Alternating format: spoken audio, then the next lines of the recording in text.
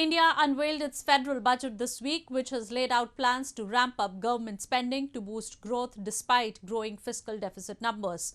India was hit massively by the pandemic in 2020, but the third largest economy of Asia bounced back last year, and the budget aims to sustain that momentum, though a run-up in consumer prices poses challenge for the country.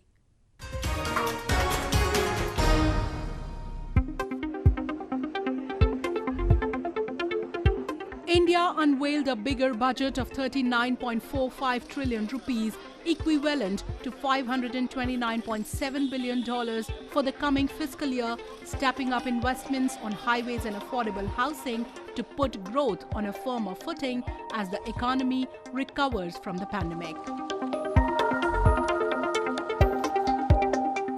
Growth in the current fiscal year ending to March 2022 is estimated at 9.2%, coming off the low base and slowing to 8 to 8.5% in the coming fiscal year, which would still be the fastest among the world's major economies.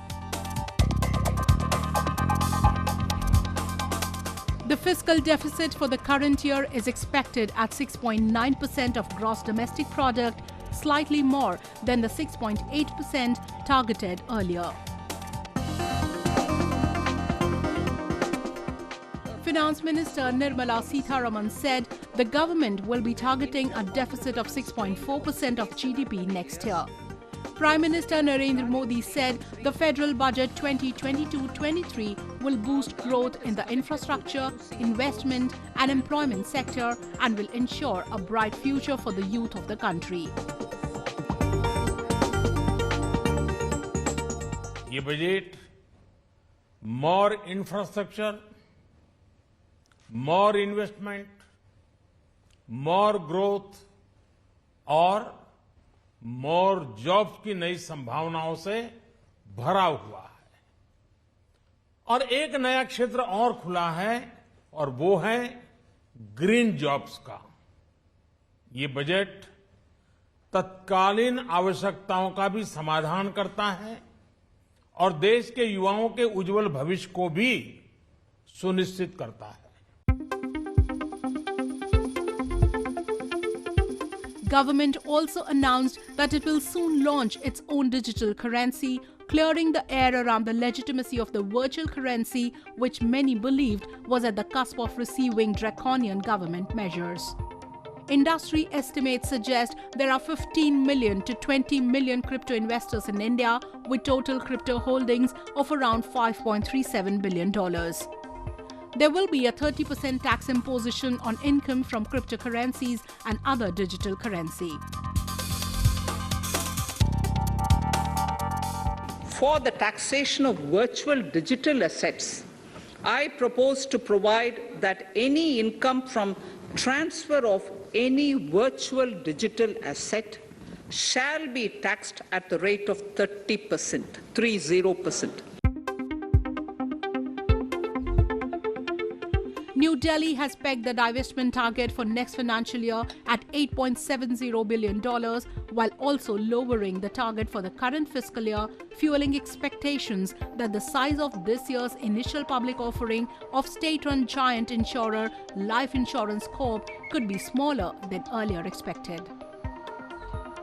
Indian households are grappling with rising costs of living at a time when jobs and incomes have taken a hit from the pandemic.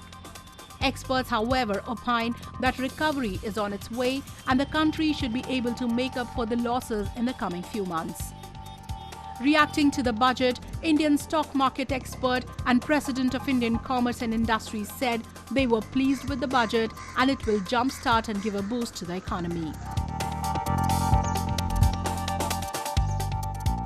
We are, as a business, very pleased with that there has been broad consistency in the policy, in the tax rates. We are also pleased with the boldness of the budget, that we are all conscious that it will take some time for private consumption expenditure and the private capital expenditure to pick up. Experts have also given a thumbs up for the foreign direct investment.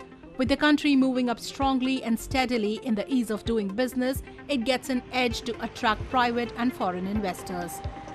Investor confidence is strong in infrastructure sectors, supported by favorable long-term financing conditions, recovery stimulus packages, and overseas investment programs. Global foreign direct investment flows showed a strong rebound in 2021, up 77% to an estimated $1.65 trillion from $929 billion in 2020, surpassing their pre-COVID-19 level. Measures taken by the government on the fronts of FDI policy reforms, investment facilitation, and ease of doing business have resulted in increased FDI inflows into the country. The outlook for global FDI in 2022 is positive. And as the Prime Minister of India said in the latest Davos summit, it is the best time to invest in India.